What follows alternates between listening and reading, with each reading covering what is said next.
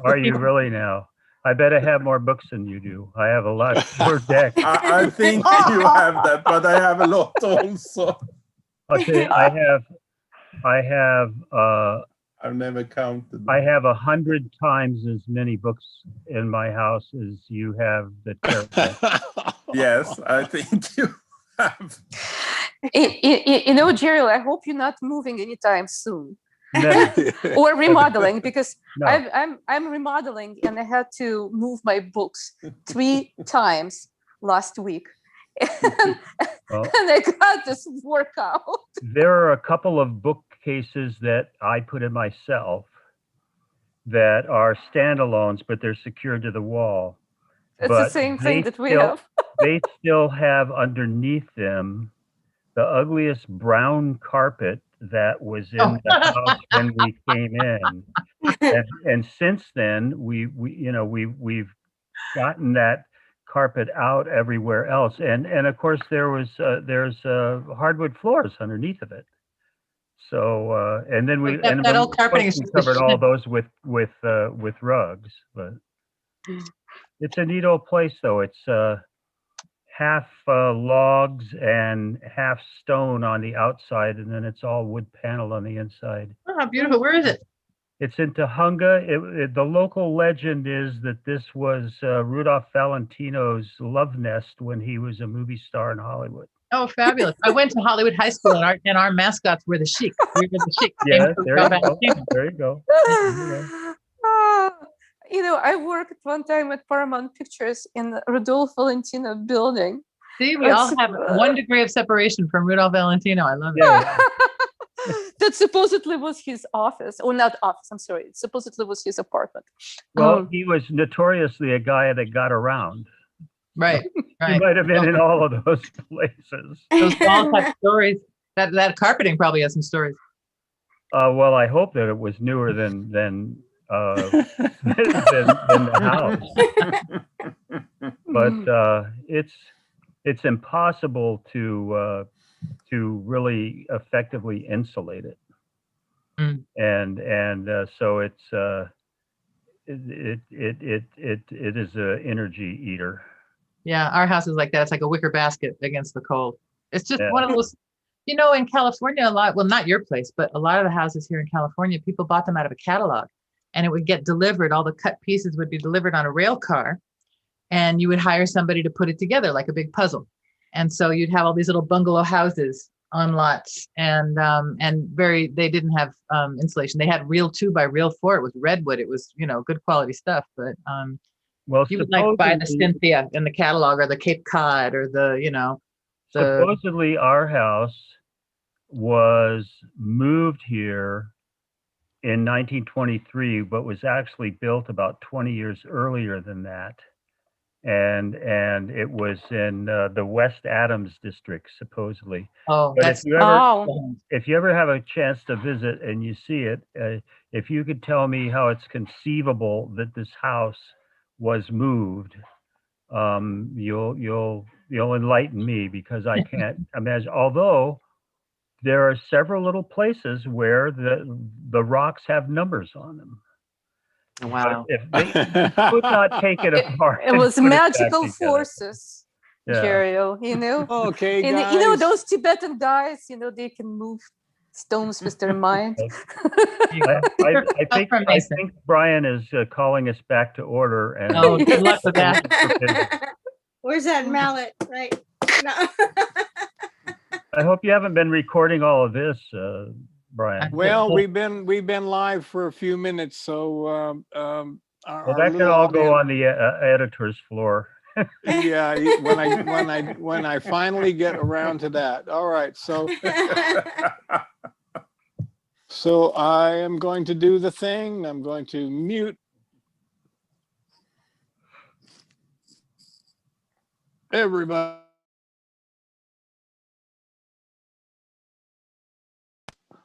Unmute myself and introduce Dr. Heller on the Temperance card.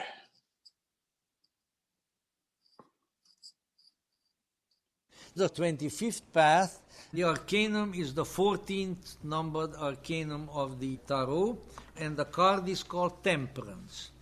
The Hebrew letter is Samech, meaning the tent peg or the prop, and the astrological attribution is Sagittarius, with the arrow, you see.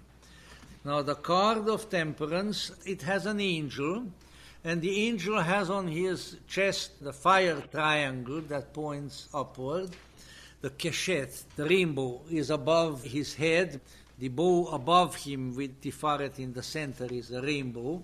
And he stands with 1 foot on the water, 1 foot on the earth, somewhat like the star. The sun is rising in the distance with the yellow road, again, the road leading up to the sun. And there are flowers, iris flowers growing. And most importantly, he has 2 vessels, 2 chalices, and he is mixing, he is pouring from one to the other.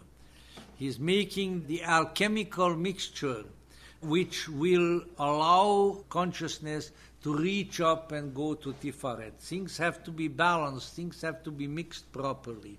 And this is the experience when we have sort of exited the personal soul, you might say, the personal psyche.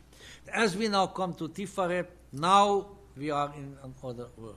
Now we have entered the world that we ordinarily have no real contact with, and now we are linking ourselves with the Supreme. Because look at one thing, from Tiferet, while there are a lot of paths yet, but if you look at that central sun in the middle, you can see there is one path from there that directly leads to the top. And you can see that there is a direct connection there. Just one step from there, getting really close to what truly matters, that realm of transcendence.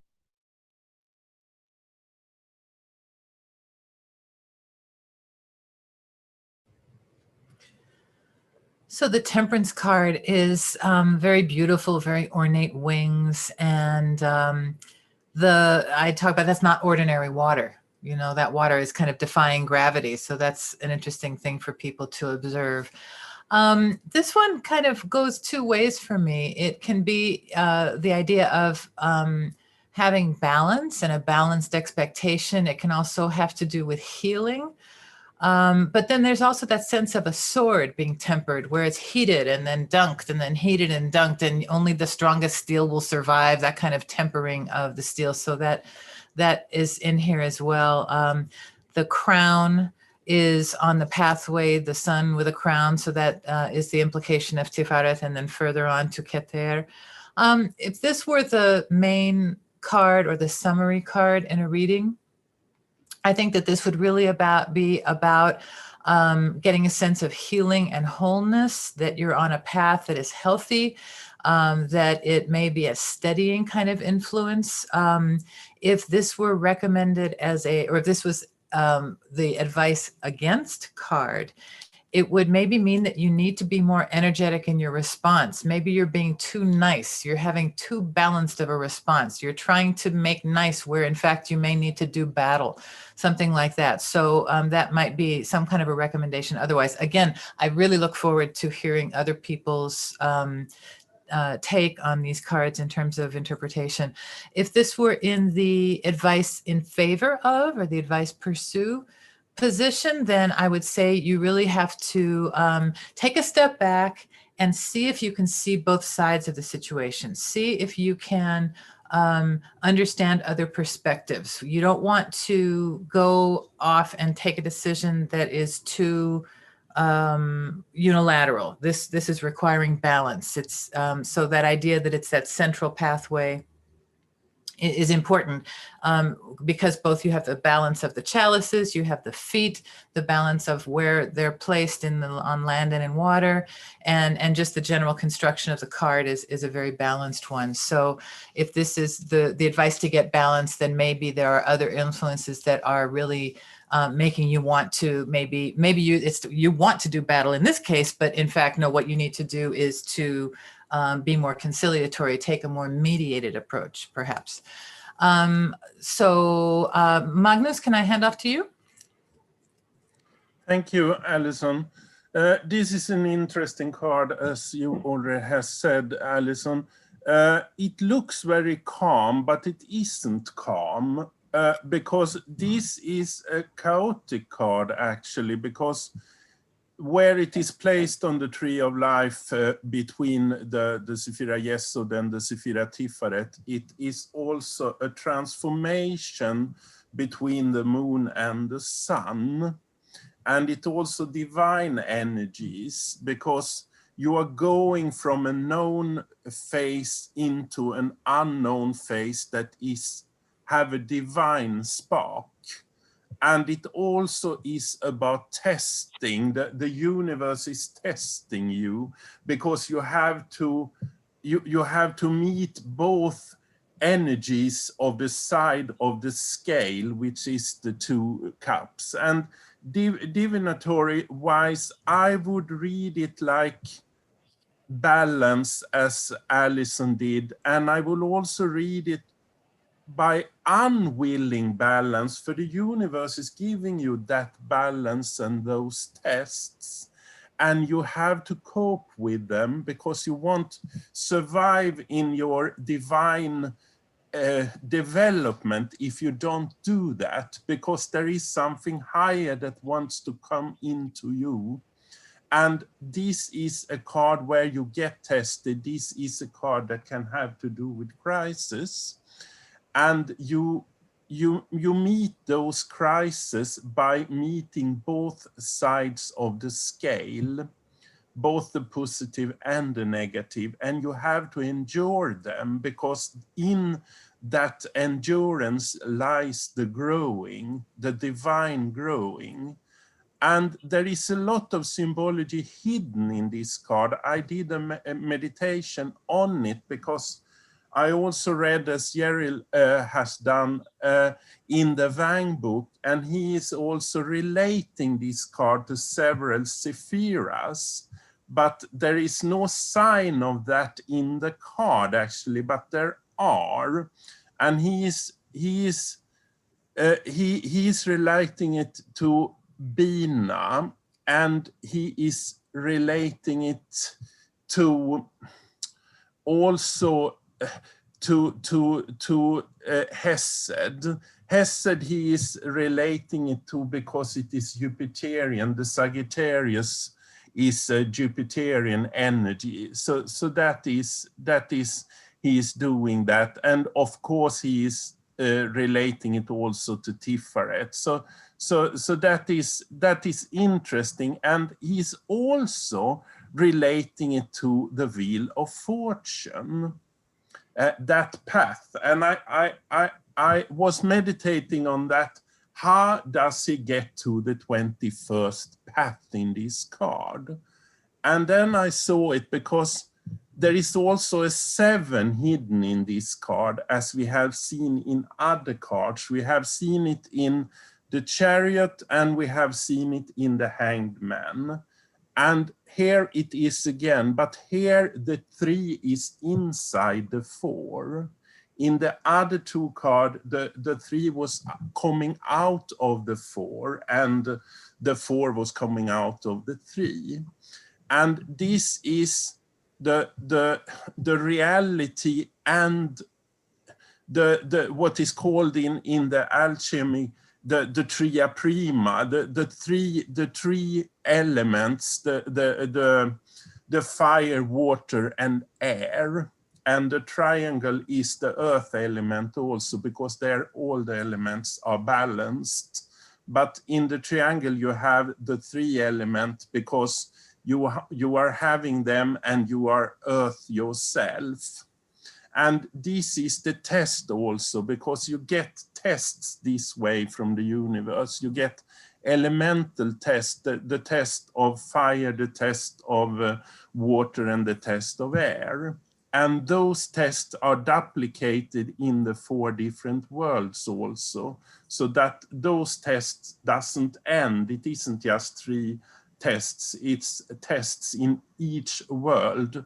And Yeril knows this, and he can't talk about it, but you also meet this when you do some sort of esoteric development in yourself, because the universe is is presenting these tests for you.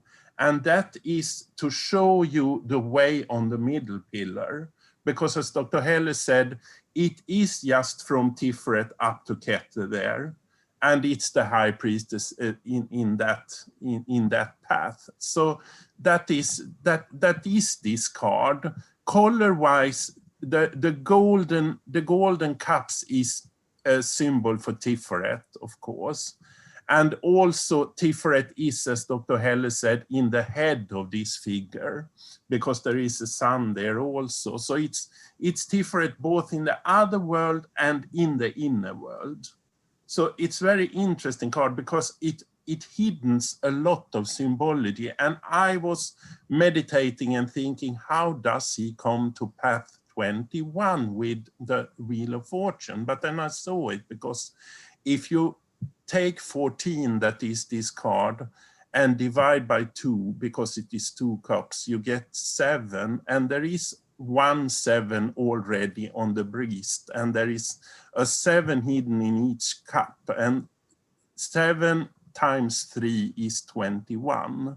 So there you have that hidden symbology that leads to the Wheel of Fortune. And he also, Wang also relates this to the magician, because he says it's an eternity. The transport with the water between the cups is an eternity, and that is the eternity symbol on the magician's head. And I was also thinking about that, and that is of course so, because we have said that the magician is undeveloped, but if he meets those tests that is in this card, he will be developed in his abilities. He will leave his egoistic thinking of his powers, because he can't remain there if he is going through those tests. And it is also tests about the view of the material world, because you can't view the material world if you should go to the spiritual world. And I will stop there, and I will let me Magnus, hang on, guys. I have a couple of questions for Magnus. What were the other 2 cards that you were talking about? Were you talking about? I was talking about. No, yes, the world. Actually, that is also the tests that Wang is talking about in his book, because he is talking about the tests are depicted in the 3 lower path of the tree of the moon, the tree of the universe, and the tree of the judgment, because that is the elemental tests, the first tests, and they are depicted in that card also. But there is and the wheel, you said.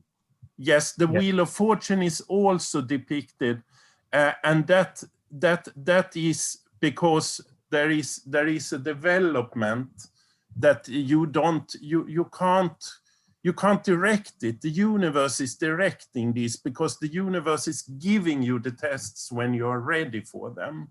So this card in a reading could also mean that you will get those tests, and you should meet them, and they are difficult to meet, but you should do that, because you will develop spiritual with those tests.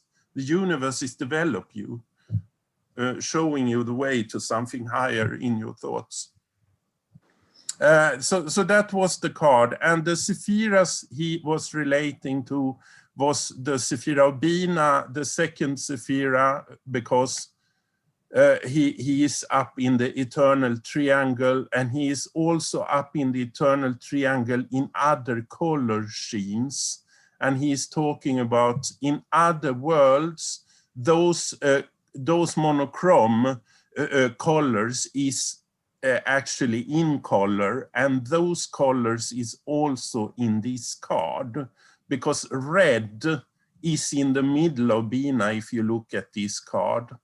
And red is the wings of the angel. So in a higher vibration that is in that sephira, in that world.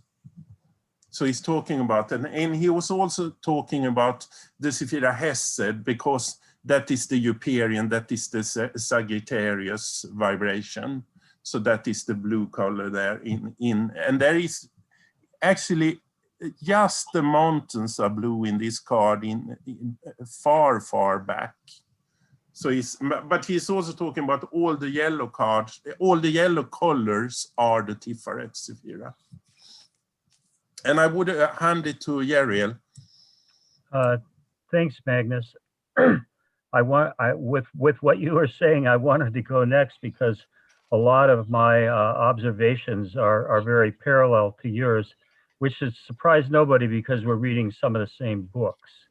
But this card makes me feel like I want to do a third one of those magazines and actually go through the major arcana and point out the Masonic symbols in it. Part of the philosophy we work on, you had said, made a reference to something I know but I can't say. We have a very wide view of that at the Research Lodge, and that's one of the things we're trying to break through.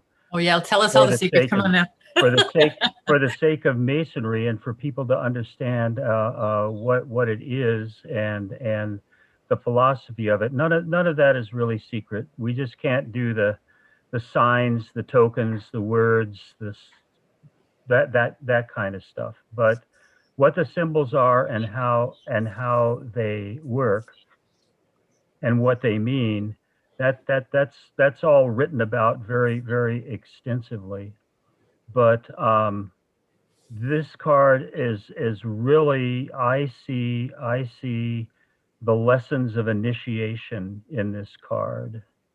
I see the worldly consciousness, the foot that she has on the rock, and the spiritual consciousness, the foot that she has in the water. And particularly, as I see this, she's not as in other cards where we see somebody Jesus-like standing on the water. Her foot is in the water, which to me also seems like a subtle reference, or maybe not so subtle, of rites like baptism and cleansing with water as part of the going forth from initiatory degrees.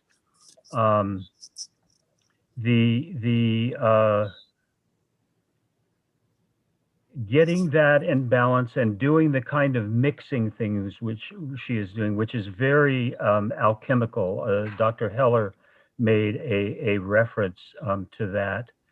And one of the details that I thought was interesting that I can't remember which of the writers that mentioned this, but in some of the older cards, the colors are different.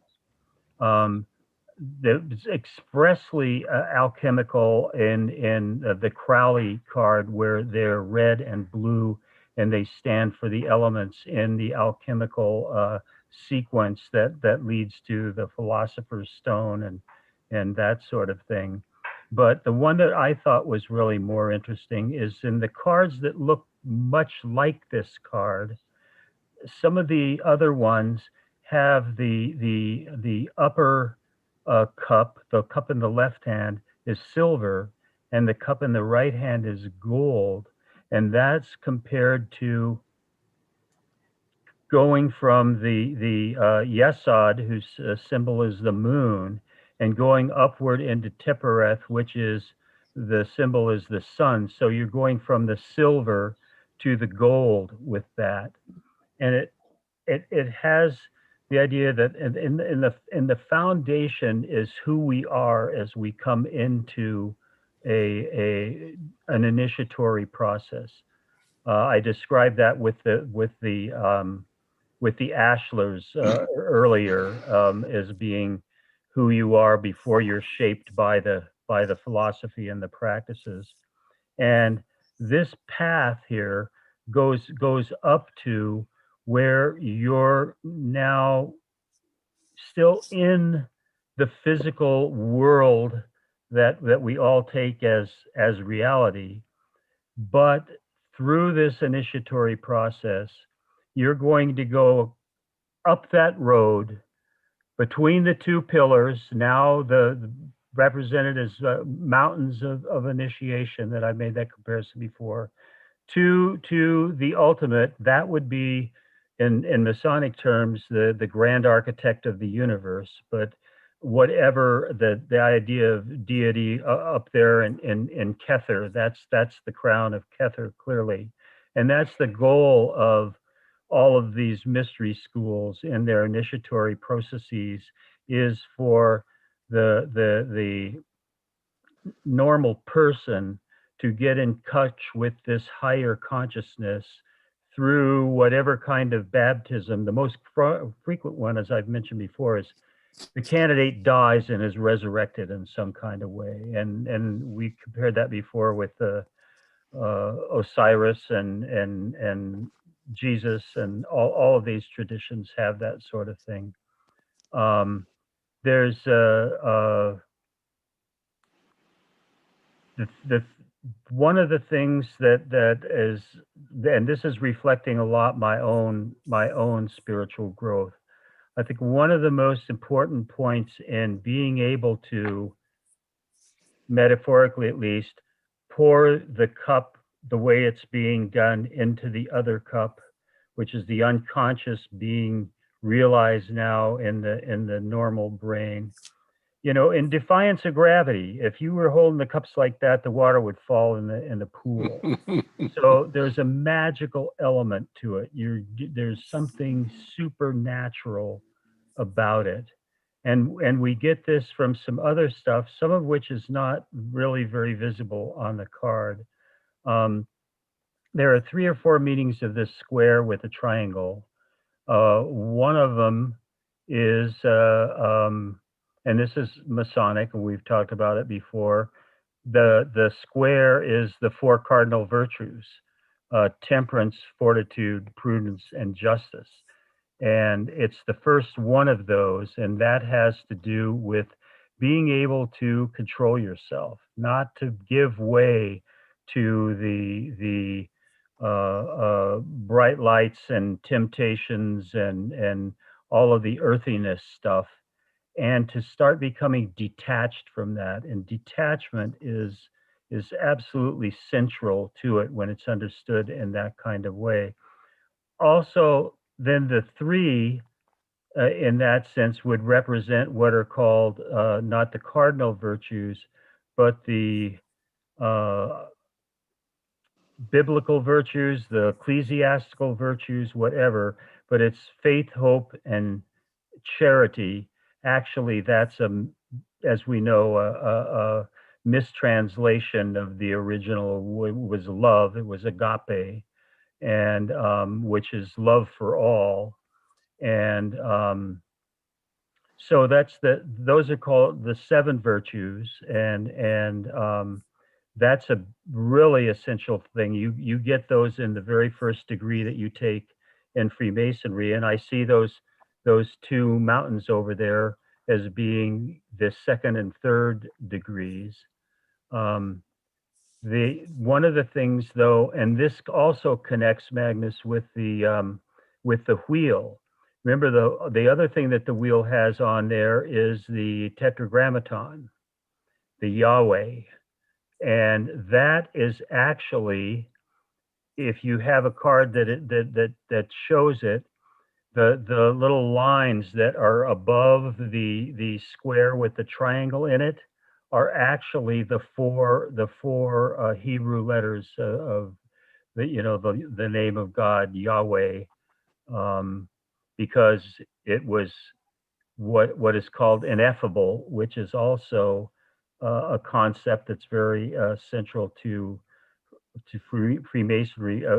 Ineffable means something that cannot be expressed in words, but can only be understood in the abstract, which is why it's always being presented as symbols, and why in the Jewish tradition you didn't say that name out loud. That's why it doesn't have any vowels in it.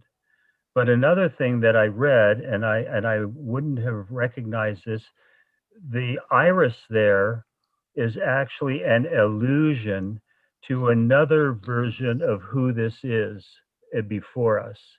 There are some that say that she is the goddess Iris, who is the god of the rainbow, and as reflected in the most famous thing about rainbows and being lucky, there's the pot of gold at the end. So it stands for hope. It's what we see when the storm has finally passed and the beautiful land with its flowers and everything comes out all wet with the refreshment of the rain, and the sun back there refracting through the droplets still in the air create a prism effect, which creates the rainbow. So she was also considered the goddess of hope. So the irises, that's there, I think, to refer to some of the earlier esoteric decks actually have that the figure is her. The most common thing that I have read, however, says that it's the Archangel Gabriel, and that source also makes a point that there are two other cards that have archangels. That Archangel Michael is the one in I think the Lovers, and in and I think no, it's Raphael with the Lovers, and I think Michael was in another card that we saw. Anyway, those three are in the deck, and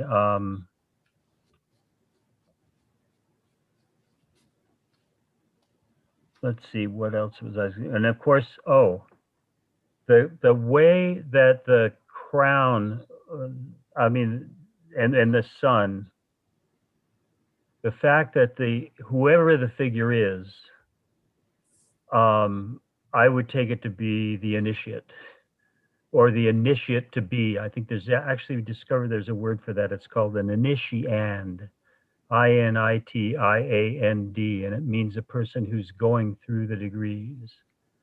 I think that is showing that the soul, that is what he is going to consciously connect with when he makes that path up to Tippereth, is reflective of that the soul is a spark of the divine, which is what's represented, of course, in the sun thing. And I've said enough. I should let somebody else talk, and there's a couple of incredible quotes that I would love to be able to share when we're doing just the chat afterwards. But why don't I pass it to you, Angela? Oh, thank you, Jeriel. I'm taking in what everybody's saying. So I will, let's see, I'll pass it on to Lana. Thank you, Angela. So I think there's quite a bit been said about this card, but when I first started looking at this, probably one of those cards that I never really had like a complete, understanding. But I started looking just for the meaning of the word temperance. And then the other word came to my mind as a word of temptation. And there's this quote that I read today, and it said, if there is no temptation, there's no spiritual growth without temptation. And so what I'm looking at here is someone who has to make choices or maintaining balance, do I feed my body or do I feed my soul? Or can I do both? And how I do this? And, it's between physical world and the spiritual world. And it's an angel. And an angel, is the one who is between a human and the God, and I think if I see this card in a reading, it could also mean that someone is going through some really difficult period, crisis, and it's a reminder that to keep your faith and knowing that there is a guardian angel that will love you, protect you, and save you. And I think this is all I have to say here, and I'll pass this to Allah.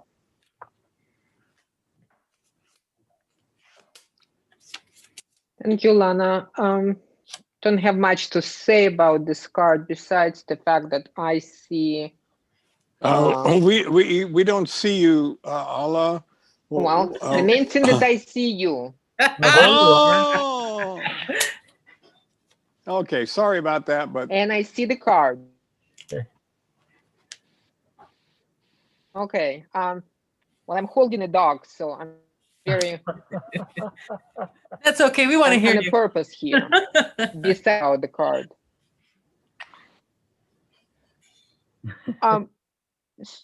Anyway, the card I see the balance, the invitation for balance, the my deck, and here too I don't see, like Gerald said, the gold and the silver card, the vessels. I see both. See that here of two in the water is you can the water is absolutely clear and clean, and it's like invitation to transparency because we can see the toes in the water. So I also see that the second foot is not really on the ground, it's on a rock. Right. So I don't know what it means. There's so much was said, but I think the the feet, that foot is also coined for something to explain why it's not on the ground, although everybody says it's on the ground, but it's a rock. And who knows, maybe it's not even a steady rock. And why the eyes are closed. So if somebody can answer, I would like to hear. And when Gerald, you're saying about initiation, can you tell me or everybody what it means? Well, it literally means the start of something, but what it means in the context I was using it in initiatory wisdom practices, it's the bringing into it is a person entering into the knowledge and the practice and the disciplines of whatever the particular initiating order happens to be. But it also it stands for, and it uses all of these archetypes, and they follow. If you've read The Hero with a Thousand Faces, that's one of many by that same author that goes into it. And I'm drawing a blank on his name for a minute, but we all know. Yes. All of these, what Jesus was doing was an initiation. In Theosophy, they have 5 initiations, and Jesus on the cross was doing the last and the 5th of those in human form, which is sacrifice. But that's what we're talking about. And the idea is that through these processes, through these ceremonies and the symbolism as presented, You get both for the everyday person improvement because they represent ethical things like the four cardinal virtues and the four religious virtues, which, by the way, come from the Bible's vision of Jacob and the ladder ascending to the sky, and there are three I see. angels that are on it, and they are faith, hope, and love. Um, but that's what we're talking about with that. And I see. did you have other stuff that you were Okay. gonna say, Yeah, Paul, well, the or only something thing I about wanna, that? the only, oh, the only thing I wanna know, this card for me represents the card of protection. So if I see this card, that it's a very mighty, that it's a mighty protection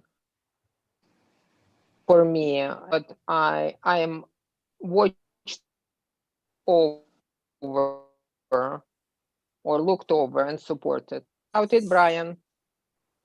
You are All right taking then. over.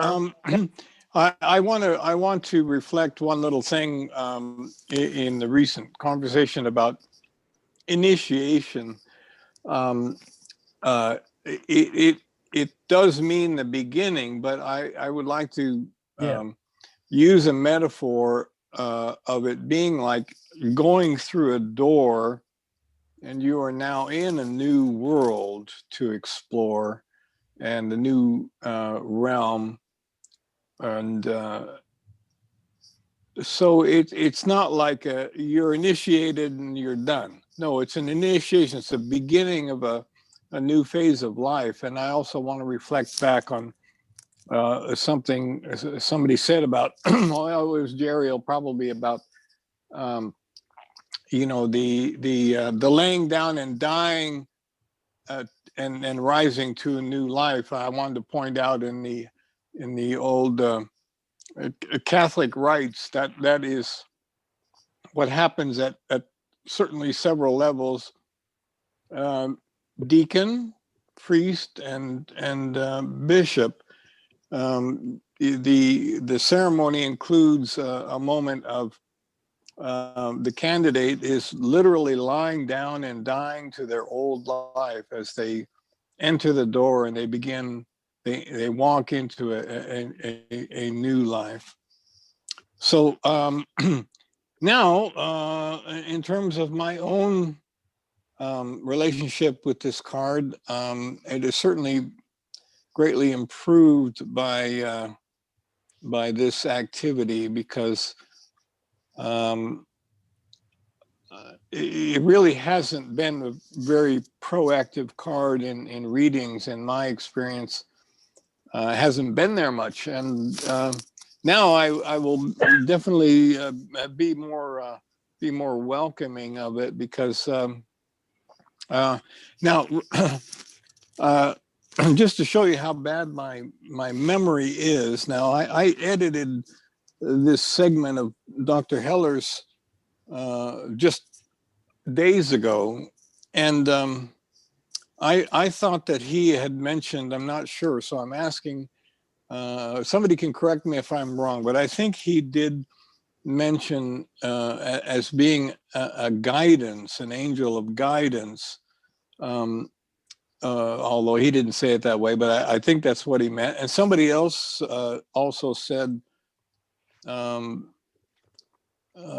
like a holy guardian angel. And so what I see now with these new eyes of mine, which are quite old, but is that, you know, this is an angel, and they are anti-gravity units. That is to say, they don't have to rest upon the earth or upon the water or upon the fire or the air. They Hover. they are fully conversant, fully dynamic. And I'd also like that comment about it being an active, a very dynamic scene. I mean, it's a still picture out of a movie where that'd be quite a little animation you could make if you wanted to. And I think that might be fun. Ooh, an idea about all the cards to create animations for them and see them more dynamic than this, rather flat two-dimensional frame out of a movie. But then the idea of this being an angel who has intimacy with all the four dynamic elements, able to effortlessly combine them and divide them and whatever's appropriate. And I suppose that in many ways for us, the guidance that is offered would be to, hey, okay, back off on the fire. How about let's have a little more water? Easy on the earth. Let's get some more air. But ultimately, maybe this is the angel behind the entire divinatory process of the Tarot, because I very much like the idea that the entity or the quality, the consciousness that comes through in a tarot reading for the benefit of the readee. I've long said that that's like the guardian angel who really is intimate with both us and with the universe, and is therefore very qualified to render advice to us. And that's, of course, what we're looking for in every single tarot reading that we do. And so divine guidance, I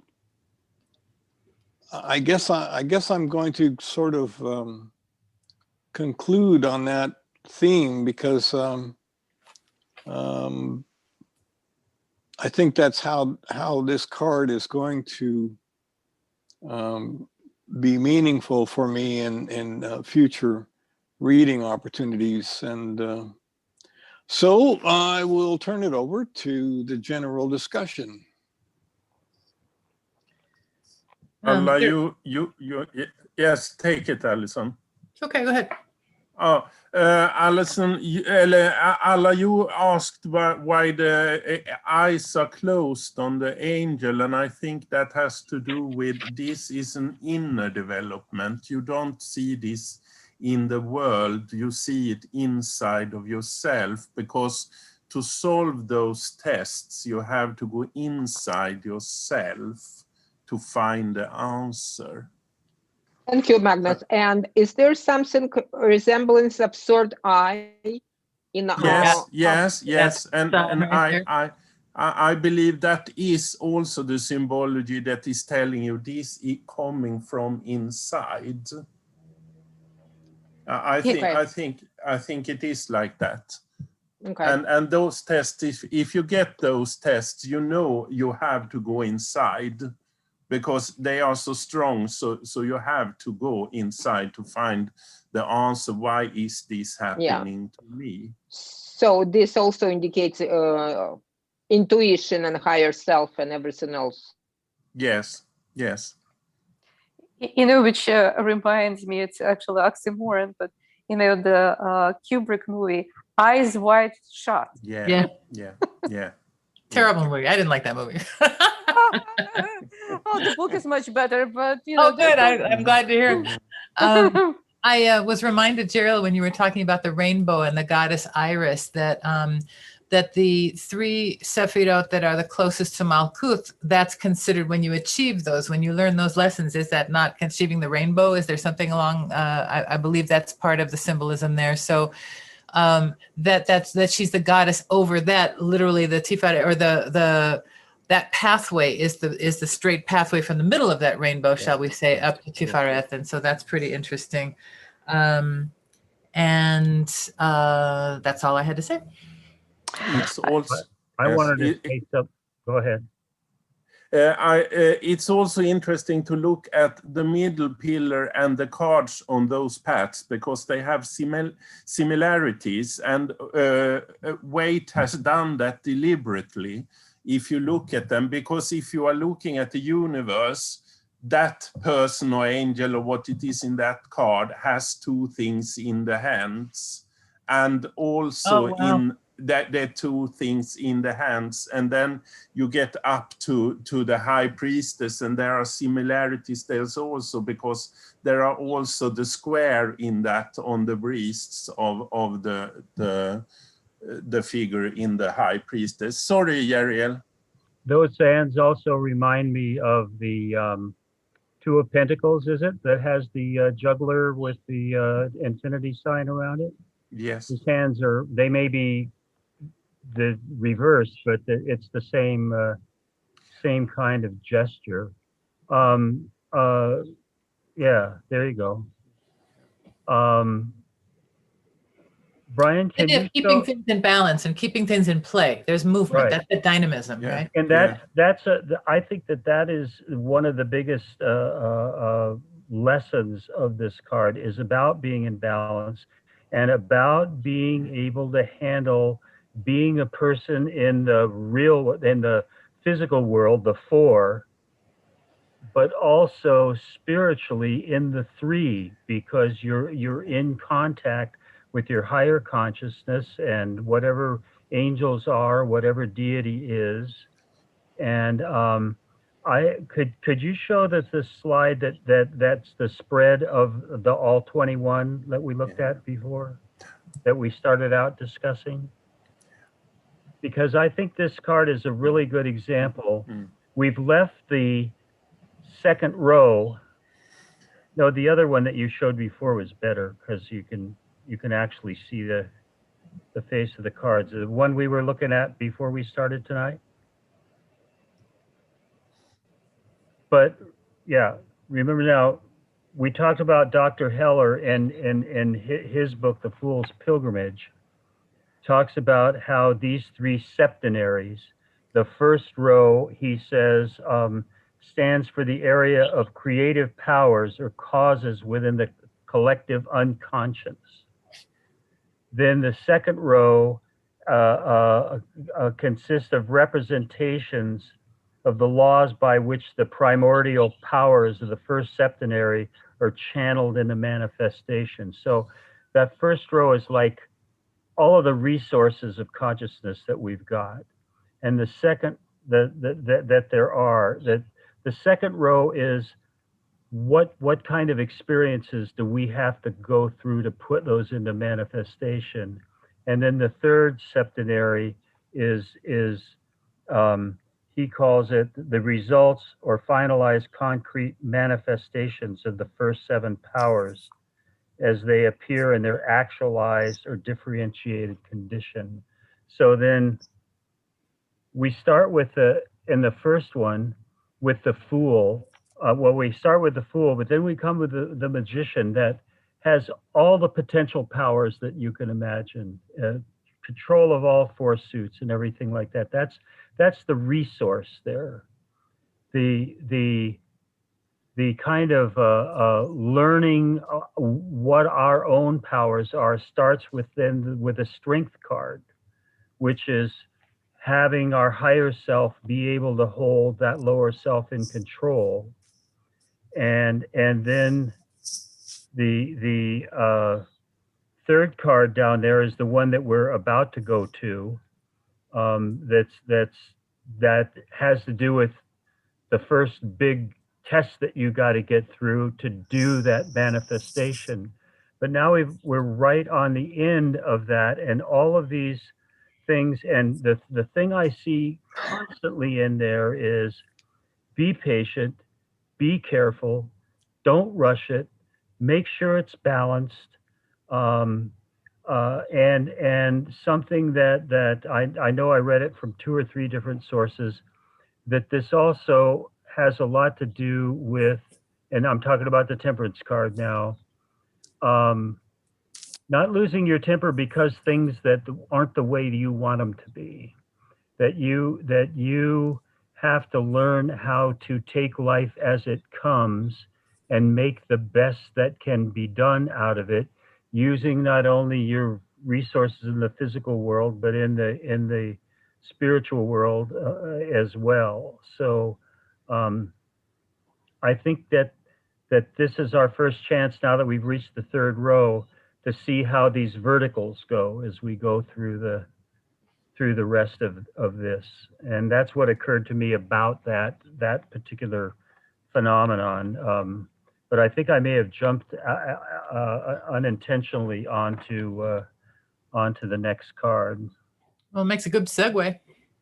Does anybody else want to Yes, chat one about last thing.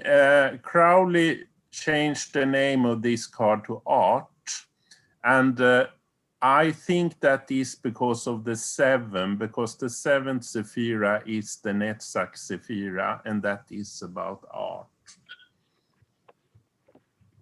And before we go, I will share with you out of Robert Wang's Kabbalistic Tarot.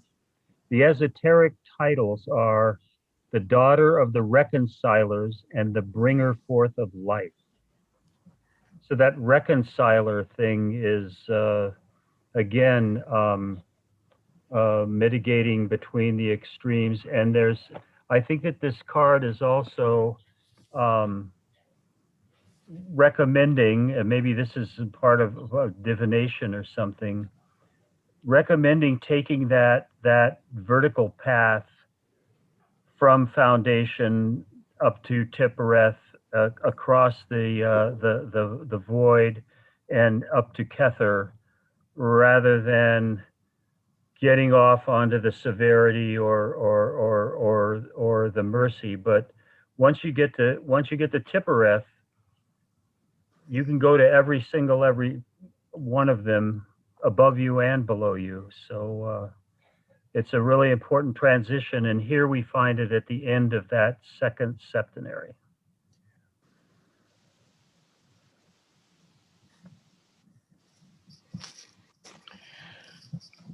Well, that's something that left us speechless, or that is to say, now it's segue time. Okay, so give me a minute to reset the tableau here.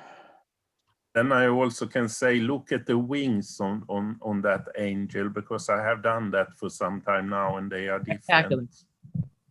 And they're what? They are different, the two wings of the angel, because if you are looking at them for some time, you are drawing in one wing and you are putting out in the other wing. It's like a scale in the wings also. They're very beautiful just to contemplate, yes, as flowing images, you know. That's what's so neat about these cards for meditation. There's just, it's like a deep pool, you know. Yeah, I'm seeing this this central pillar you were talking about in the Wang book, I think, Uriel. Yeah. Yeah.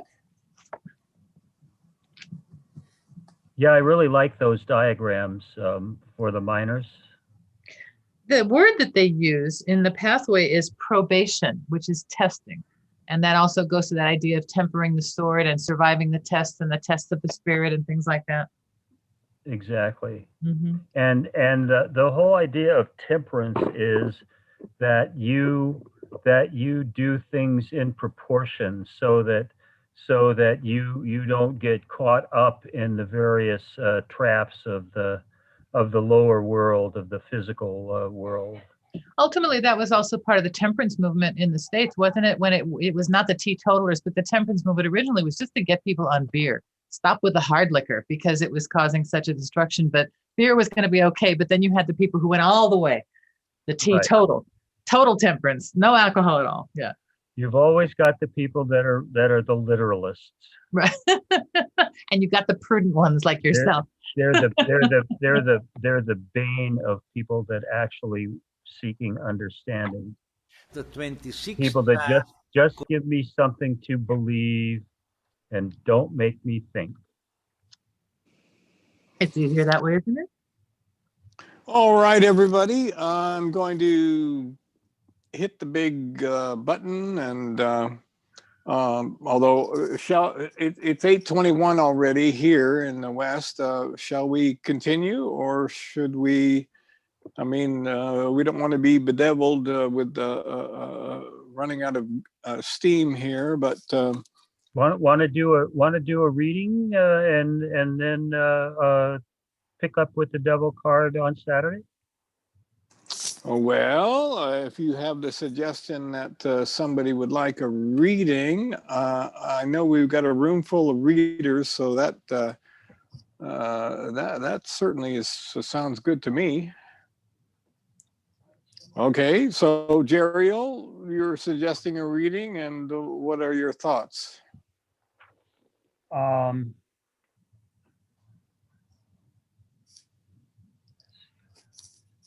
Oh, one thought is that I would like to play my get out of jail free card and ask that we move the this Saturday to 1 o'clock. I have my editorial meeting for the magazine. I think from 11 to 1. Okay, I'm not sure. I'll look, but I think we've already established that. Let me just have a look.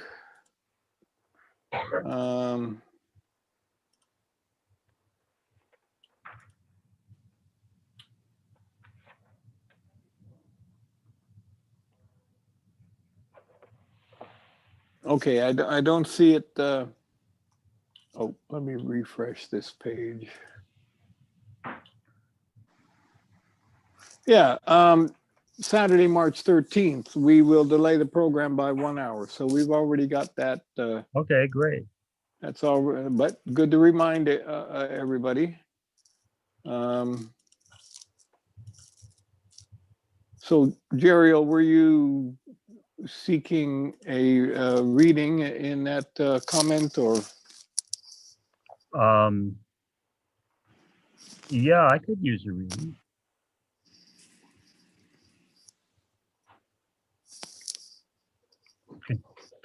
Could you read for me, Allison? You're muted. Who, Allison, do a reading? She can't. She doesn't like doing readings. No, not Allison. But if she's going to do it, she has to unmute herself. That'd be helpful. Yeah, it would for us to know about it. So I'm shuffling right now. Okay. We could tell by the sound. Yeah. Yeah. Thank God it's not something else.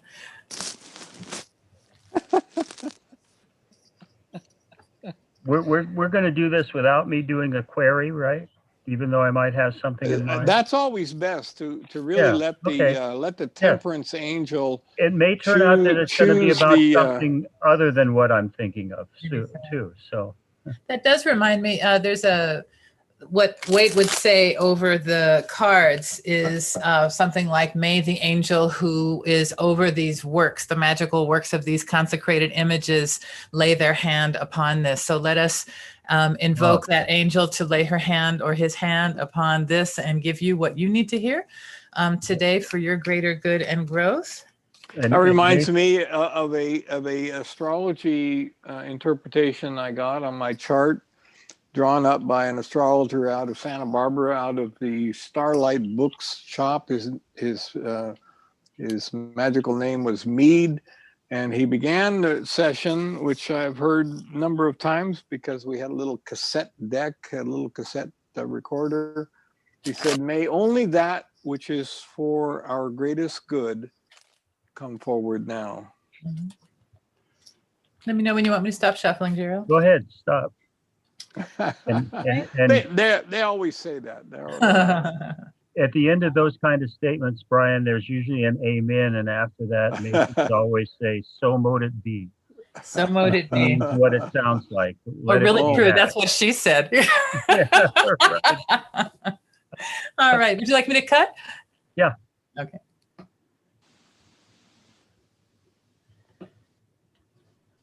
All right, so we're going to look for the first king as a significator for you.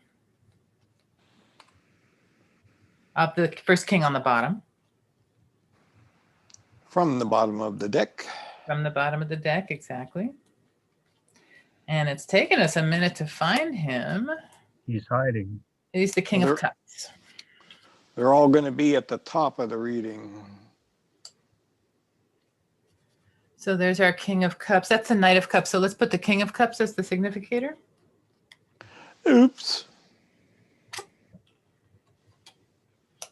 And then covering is the Five of Swords. Ooh. That's, And crossing is the Seven of Pentacles.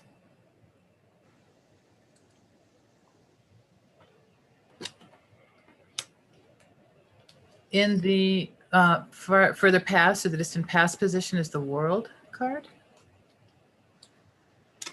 More recently, the Six of Pentacles. Coming up soon, our next week's subject. oh my goodness.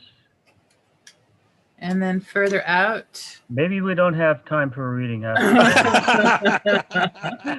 You should do what I do. Just read again so you get the answers you want. Yeah, Here we go. right. The Queen of Wands in the further out future. This is in your personal unconscious right now. Happy. Could you read it to me? Because The Nine of Swords, Brian. Right. Well, at least I'm still alive. Indeed. And it's in your mind. Here we go. And around you is the Page of Pentacles.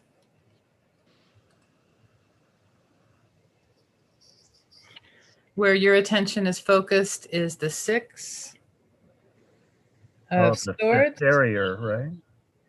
swords. Swords, yeah. And we've got the Six of the Pentacles in the past and the Six of the Swords coming up. We've got a 5, 6, 7 little run here. And then overall. Icarus. Indeed. The Fool.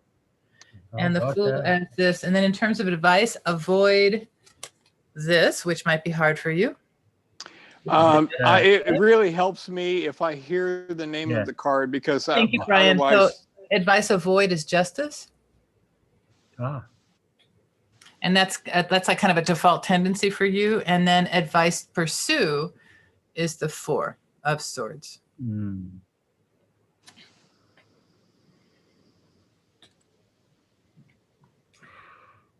Well, we got swords and pentacles, don't we?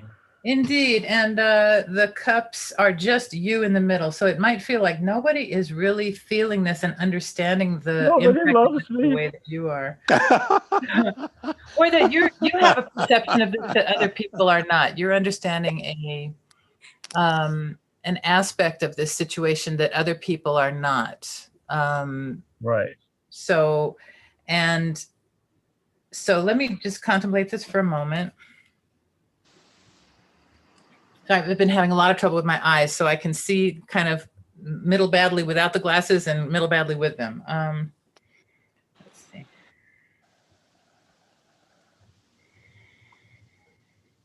All right, I'm just going to start off. I can look at the screen too. So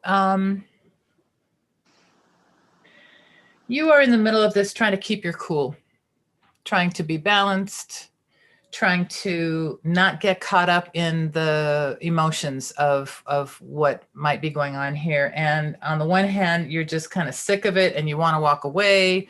These arguments are perhaps ridiculous, and yet you have quite a lot invested, and quite a lot of your material life and your day-to-day is a part of this. And so it's very hard to walk away from, and you're trying to figure out what to do with this accumulation of knowledge and wealth of spirit and mind that you have.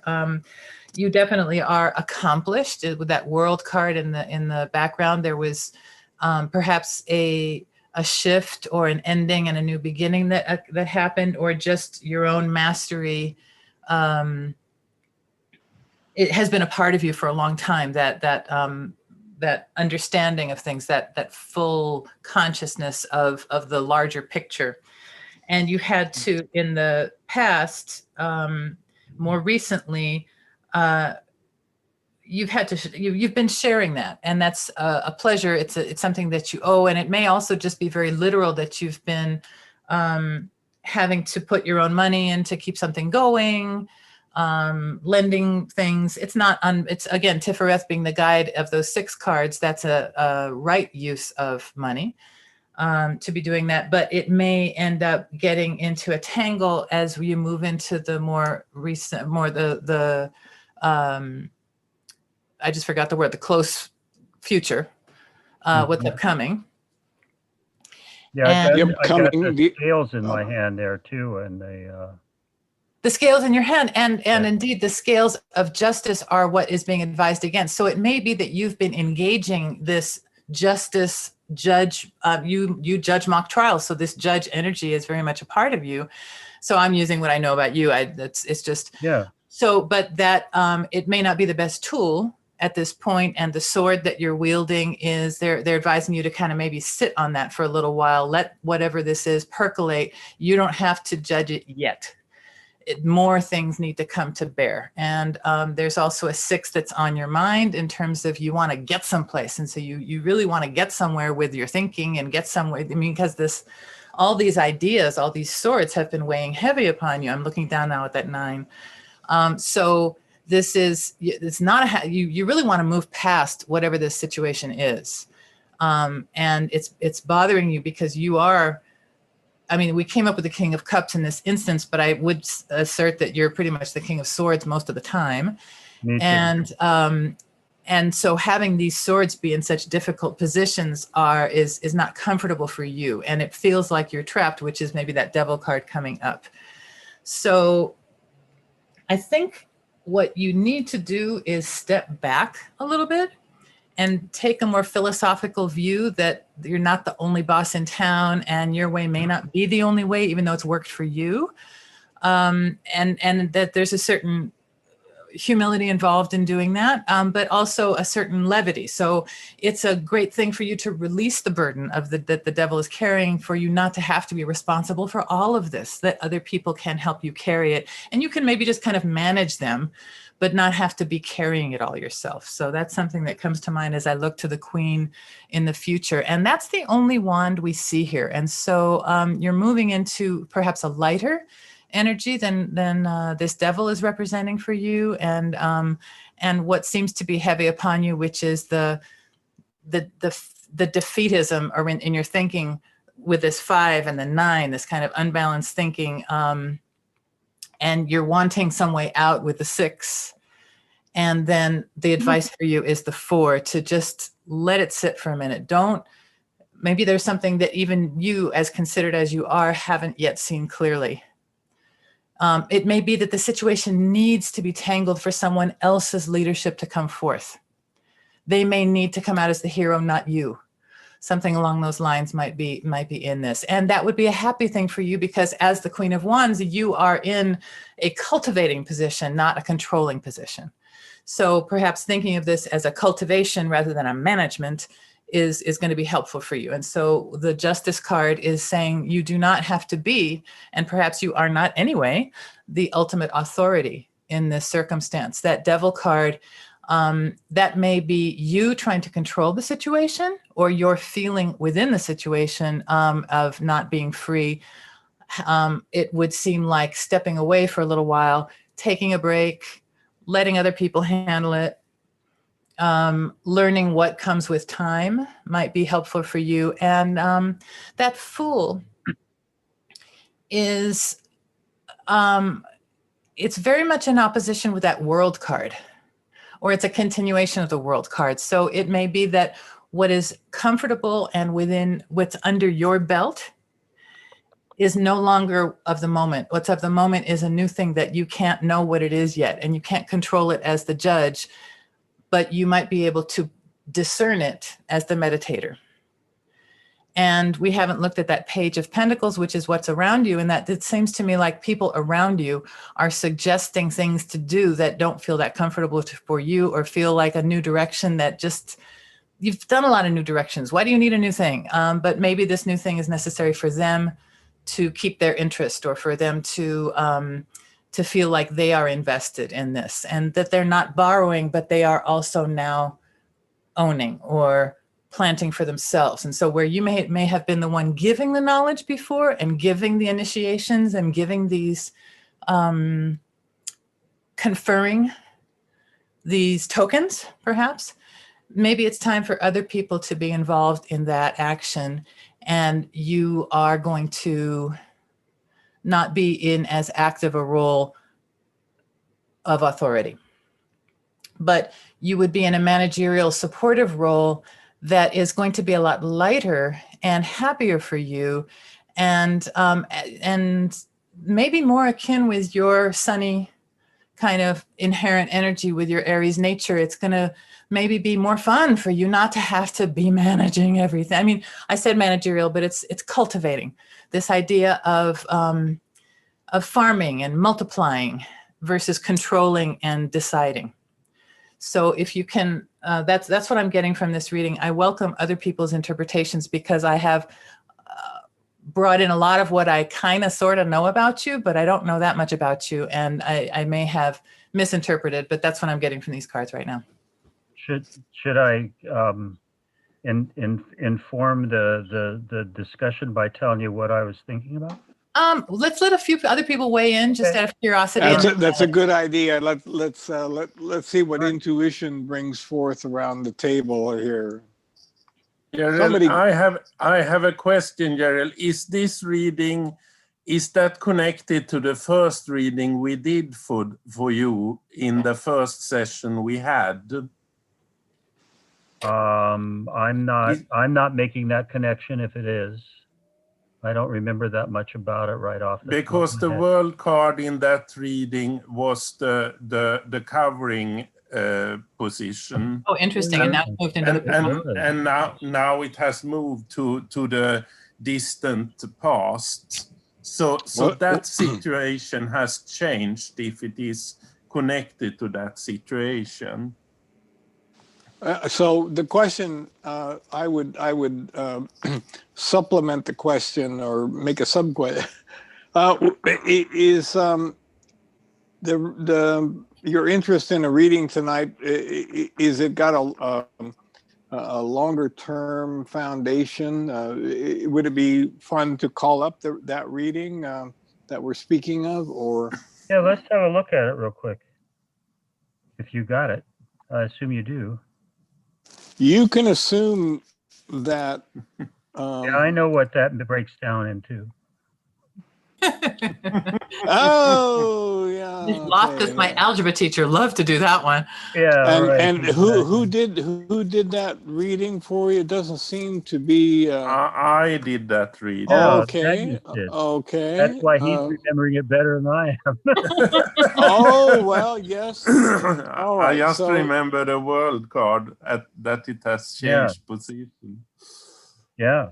Look at all those major. Covered by the sun too. Yes. Yes. Yes. Yeah, I remember this thing was just low. That that left-hand pillar there is all majors. Right. Yeah. Yeah. On the right too, you got a few.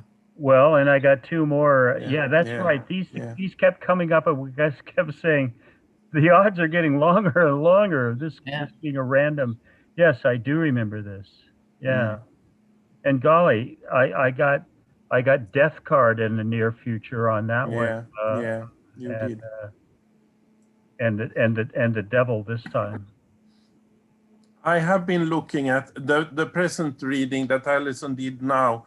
I have been looking at the 9 of Swords in cooperation with the 6 of Swords and also the distant past. The world card, because there is something in those 3 cards, I believe. It is like you are thinking about something unconsciously and you don't get the answer, and still the situation is already finished. And there is a way out of this. Perhaps it's not a way that is sunny, but it is a way. It's an escape out of it. You will be helped by something higher there in the Six of Swords, I believe. And also I looking at the Six of Pentacles there, it's like the situation has ended in the past, but now it has been in the near past there, it has been like you are just giving and giving and giving, that Alison also has said. And that it's also putting you in a situation there with the future with the devil. But I think looking at the Queen of Wands there is, I said something with the first reading also, that it has to do with your feminine side. And now the Queen is up there in the future. So it has to do with feminine energies also, because there is a lot of masculine energies in this, in the present reading also. And I think it's interesting. And there is also the Eight of Coins there, that is crossing, and the title of that card is actually Failure. And this isn't failure, because it is that crossing. the 8 or the 7? It's the 7. Yeah, it is the 7. Sorry if I said the 8. The 7 of Pentacles. That is the title of that card is Failure, and that isn't failure, because it is crossing. You think it is failure, but it isn't. And that is also the past cards are showing that it is finished. You have been getting something out of this, because that there is about a giving, but there is no taking it anymore. And the devil there binds you to the situation, and will bind you to the situation in the near future. But the feminine aspects of you will get you out of it in the distant future. And also the advice with the Four of Swords there is to take it easy. Alison has already said that you don't have to judge in this situation, because you should take it easy in this situation.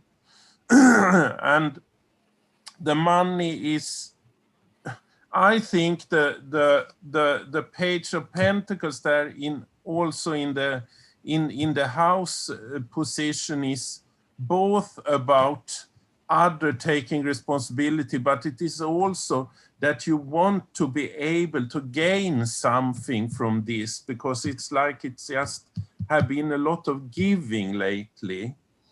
And it is, I can also say that this reading is not as open as the first reading for me, because this card is not as powerful as that reading. Oh yeah, that reading was, I had quite forgotten that, how stunning it was with like 6 majors in it. And and also the King of Cups there, it is a lot of emotions, this one. Yeah, it is kind of an emotional problem. It doesn't have anything to do with money. No, but, no. I was to say there is just 2 pentacles also, so that there isn't that, and still the devil has the pentacle the other side around on his head. So there is a materialistical aspect, but it doesn't have to do with money, and it has to get out of something, I think, but still be in it. And this remember that one when I tell you what we're talking about. Yes. and the Six of Swords is the conclusion in a way, because there is an escape out of this, and it will come. It will come. Actually, I drew one more card to get a clearance for this when Alison did it, because I have placed the card out here, and that card was the Eight the Eight of Mhm. Cups. The cups. Yeah. Oh, So on the bottom it of the deck here is this one. Yes. So yes, it's interesting because if we are reading both those cards, it is like Was that the deep, moon you had, Allison? Yeah. yes. Yeah. It's deep inside in your unconscious. You have to accept in a way that there will come a way out of this, but that way will not be as sunny as you think, because that is or that you want it to be, I would say, because Yeah, the I want it to be sunny. That's yes, for sure. yes, because the it's the Six of Swords there, and that is it's a solution, but it is not a solution that is even if it is indifferent, it is not totally sunny. It's deep, but it is not sunny in that way. It's not, oh, hey, I'm getting out of this. No, it's like, yes, I'm getting out of it. There's a lot of foreboding in it, and it's I see it from this as kind of all in my mind. Yeah, yeah, because there are four. The swords are the dominating elements in this reading, so there is a Right. lot of thoughts. Well, and as Allison said, and from hints of our past for quite a while, I am somebody that's pretty much in my head. That's why we're thinking of the King of Swords as an indicator. Anybody else have stuff to kick in? Before the big reveal. Yeah. Are you talking, Lana? You're muted. I have some sense that there's some difficult relationships that need to be resolved. And,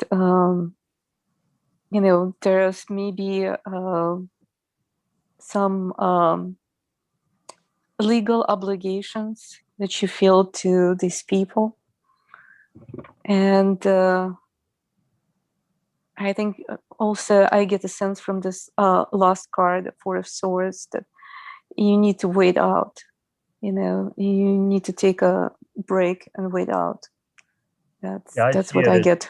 I see that as I need to be meditating. Yeah. And there's something that it would seem like there's something that hasn't been revealed that's going to be important to know before you could make a judgment, before you can really do this. Although we haven't really looked at the Fool, and I'm interested in that as kind of a summary card, because that really, maybe you are contemplating, maybe something is upon you that seems foolish and you do not want to do it, and yet you need to just sit back and let it happen. It seems very much like jumping off the cliff. Yeah. Yeah. Still, I see also the Fool, like all ways out of this are opened. All ways are open. Yeah. Always. And the sun is out there. Mm-hmm. Yeah. Mm-hmm. And then a dog. I am dying to have a dog. Both of my dogs died this past year. Oh. I'd had them for 10 years. We got them when they were 4, the brother and sister. My condolences. Today when it was raining, I was going to bring them in, right? Well, that's true. That's true. I didn't have to bring them in. Yeah, I do that. I'm like, oh, she's outside. Oh, no, she's not there anymore. If I could have my dog back, we were actually having a hailstorm at my house today. Wow. And if my bell dog was out there, I would gone out there naked to get her and be happy to do it. But that had nothing to do with the reading. You know what? I want to also comment about Fool. I definitely see this just kind of a new, fresh approach to whatever is bothering you. Well, I'm looking for a fresh thing, that's for sure. I think I should probably tell you guys what it is at this point. I have been very rigorous in my isolation for this past year.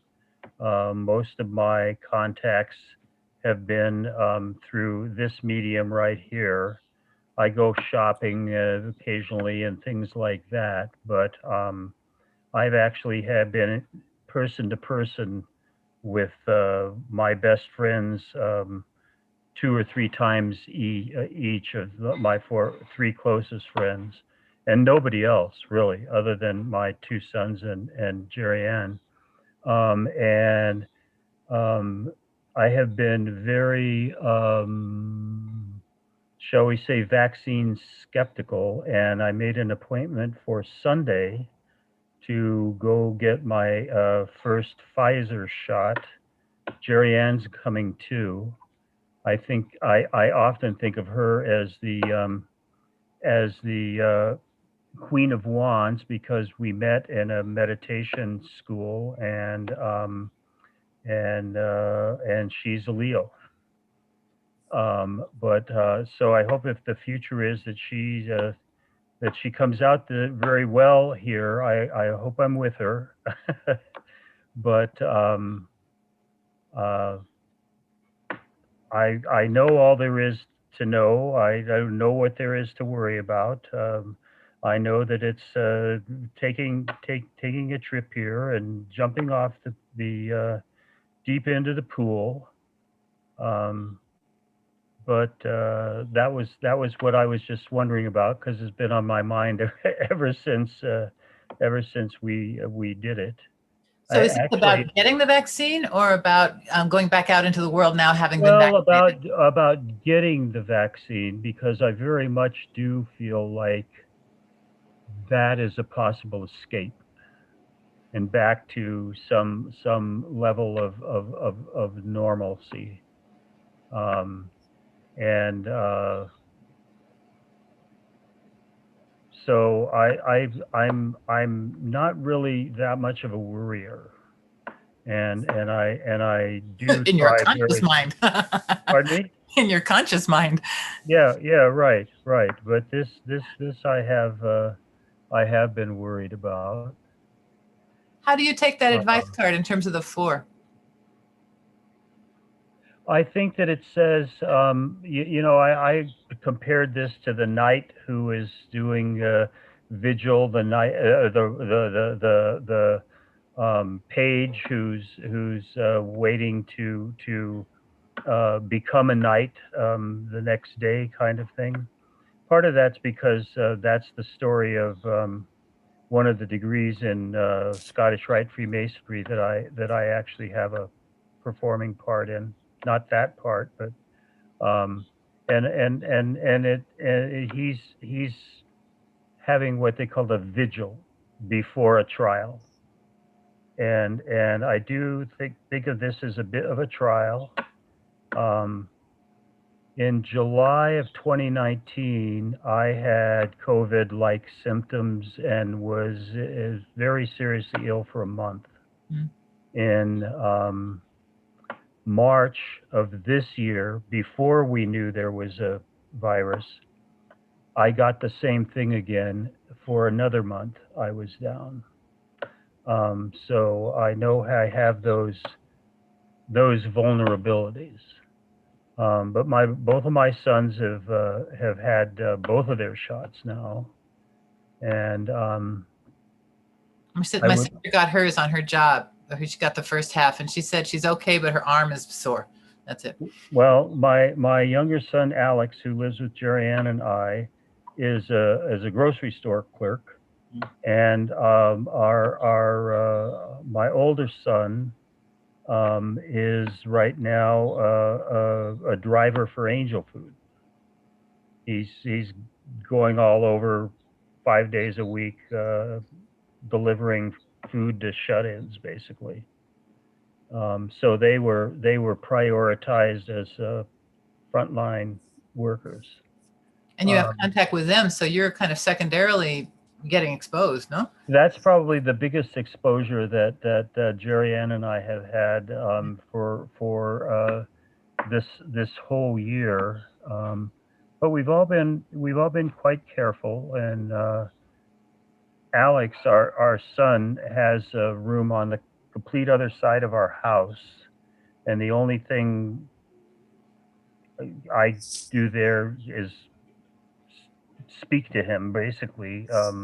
But he spends a lot of time there on the computer and playing computer games, and he's quite a reader. He goes into his mom's office, which is on the other side of that, and does reading. But it's anyway. I think I'll probably be not worrying about it even more when we're together on Saturday. But I thought that when our timing was working, I thought, gee, it'd be interesting to get a read, and I really appreciate you guys, and I think we've really come to have a real feeling of having formed a group, and something that's really quite interesting, quite philosophical. I like to call it a magic circle, I believe. There you go. There you go. And there's Temperance here today. Very nice. I will say that when I saw these cards coming forth, I go, oh, no wonder he'd like a reading. Yeah. Yeah, right. You need help, boy. Well, no, this has been helpful for me. It's as it was laid out, I could see the direction it was going in, and particularly as you were doing your blind interpretations there, Allison, and I thought you were really very much on the right path of it, and and then some of the stuff that you said, Magnus, just really rang like a bell. I thought of this much more as kind of a work involvement or a Masonic involvement kind of thing, Right. And kind of dealing with some of your younger membership or with other approaches and things like this is what I thought that was. I was also into that, but the cards, as I said, they didn't answer the way they did in the reading before. That part of my life has just not been happening for the last year because we can't meet in person. Well, I think the beauty you can't do ritual anywhere except in person in a sealed room, which is inside of a room. You know, it's so that's that card. Yeah, but I think that illustrates, why it's really great to try to ignore everything you know about somebody and just let the cards inspire your intuition. I agree. And go with what, that wonderful feeling you get when I see it. The Temperance angel has gifted me with a vision of all the dynamics and all the activity. And I think, Brian, that one of the advantages that this venue has over when we used to do the sessions at Besant Lodge, we really didn't want to get into this personal aspect of it because, frankly, we don't even know who everybody is that's there. Whereas here, I think that it's interesting if the person feels free enough and safe enough and whatever to share it, because we're not strangers. I know, it just as you were saying, Allison, that there's a lot that we don't know about each other, but there's a lot that we do know about each other just from our sharing, the important our things, thinking and things. Yeah, exactly. The advantage of the trying to cram 7 brief readings into an evening there at Besant was that it was really just nonstop intuition. Right. The different readers and to be able to experience their intuition without any of all this discussion and interchange, which is wonderful on its own level. But there was something very different and special about that. And I agree. I would like to, I would like to see more readings being done during a You session. hear this? Yeah. And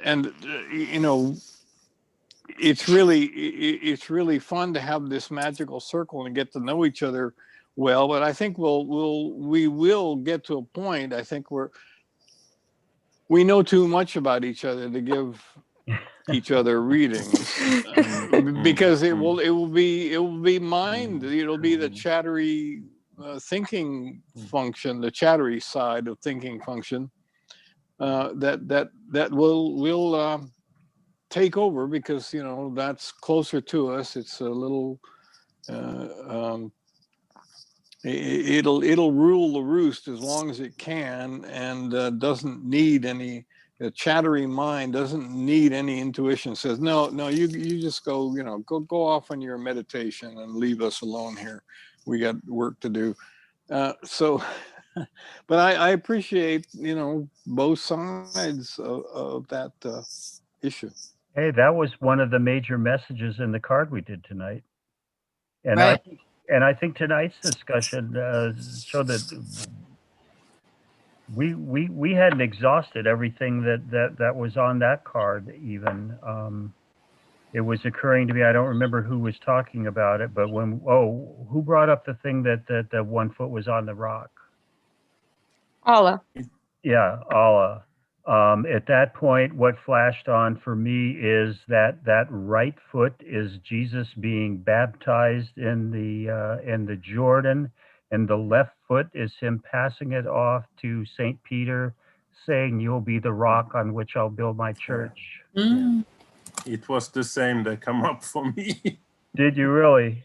Yeah, I get it also, but I get it from the Petrus and the rock and everything. Yeah. Well, the rock is the one that set me off. That when Allah said that, I had one of those.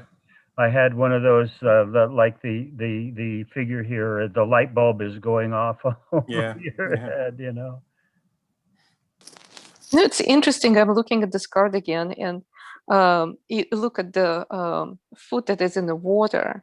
You could see through, so there is a certain clarity. Right? And about this position. So it's firmly in the water and it's clear, but the other foot, it looks just the toe is on the rock, and it doesn't look like heel has any kind of balance. It looks like it's still in the air. Yeah. Well, I think there's no gravity effect, right? They can do whatever they want. Right. The angel. Brian noticed that too. That the angel doesn't have is to be standing on anything. Not subject to gravity, and just is making contact dynamically with all of the elements. Have you seen, there's a science fiction show called The Expanse. It's very interesting because they have all these people who grew up on the asteroid belt and they never had gravity, so their bodies can't handle it. Oh, wow. They're very long and thin and they can't handle gravity. Yeah. There's one thing that I forgot to mention about the wings. There is expression when person grows the wings, and they're ready to fly,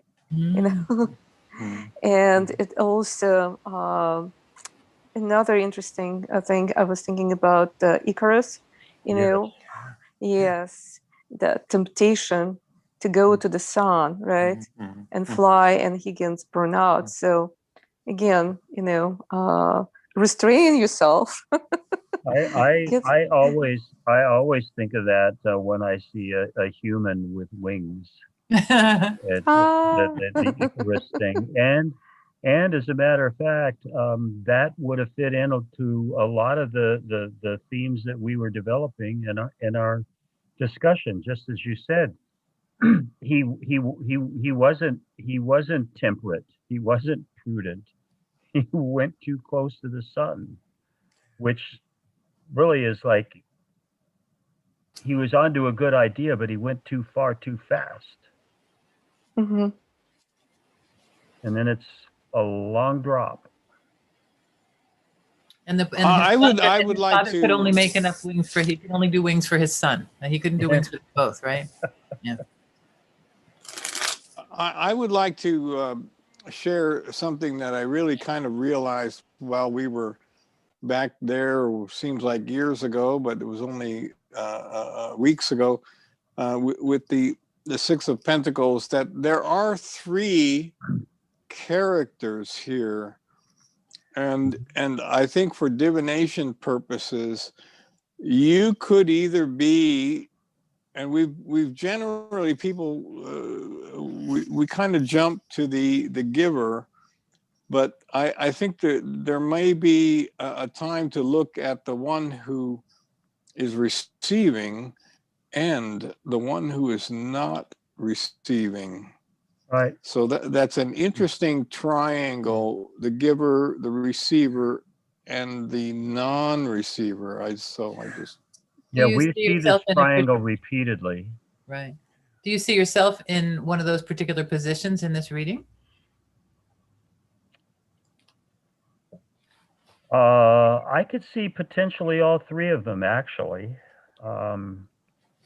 Particularly if this would be, for example, going to the Masonic meetings that I was involved in, which were pretty frequent, and I was very much involved in the Masonic education elements and all of that kind of stuff. So I saw it that way, and I saw the crossing card is saying, I've really been given a lot, but somehow I look wistful. Like, is that all there is? Mm-hmm. Can't there be something? that is really, I think, a reassessment of a pause. Yeah. I don't mean the kind of pause that have claws. Right. But You can't resist, Brian. I was also thinking about this card. It's maybe, well, I've done it many times. Do I want to do this again? Right. You notice it has the two mountains in the distance again on the horizon. Mm-hmm. Yeah. And then it's kind of in tandem with that Five of Swords, which is that kind of sense of defeatism. But that may be what you were talking about in terms of your knowing too much in terms of vaccines, or thinking too much about the vaccines, which goes to that 9. It also goes to the Justice. Maybe you have to leave that judgment about it to the side in order to get the greater good, or whatever. Or maybe you're going to wait on it. I don't know. Maybe you're going to be waiting. That's why I was asking about that 4. Yeah. I think that I saw that as the reason for my resistance about the idea of the vaccines. I thought it had become very politicized, and that the desire to have them in time for the election was driving something like they were going to be not following the protocols. And yeah, that's true. They brought that stuff out in record time. And I'm seeing the medical advisors be delegitimized and contradicted, and who knows what's happening now. I think it's being done in a more responsible way, and the people that are responsible for advising the public are now free to do that. Not that we don't see an awful lot of places where they're not doing that. I think these 12 states now that have taken off their mask policies are really playing with fire. I mean, we're way down from where we were, but we're still as high as we were in the second peak. Yeah. So that sounds to me like going too fast. On the other hand, this is my thinking kind of thing again. I figured that if the thing was not going to be effective, or was going to have really bad side effects, now that we've got 23 million people or something like that have been vaccinated at least once, they're not dropping like flies. My boys now have gotten their shot a month ago and a week ago, and they're doing fine. So yeah, I thought that the reading was really talked to what I was thinking about, and I thought that all of the comments you guys had, and especially your initial reading, Allison, I found very insightful. Great. So I'm always happy when that happens. Yeah. I also look at the sun in the Fool because it's an white sun and it's the Keter there, and the figure in the Four of Sword is a golden figure, so that's a Tiferet there.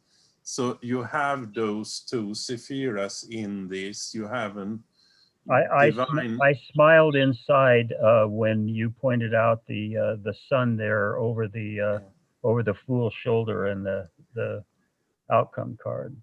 Yeah. Are you gonna get the dog? I sure want to.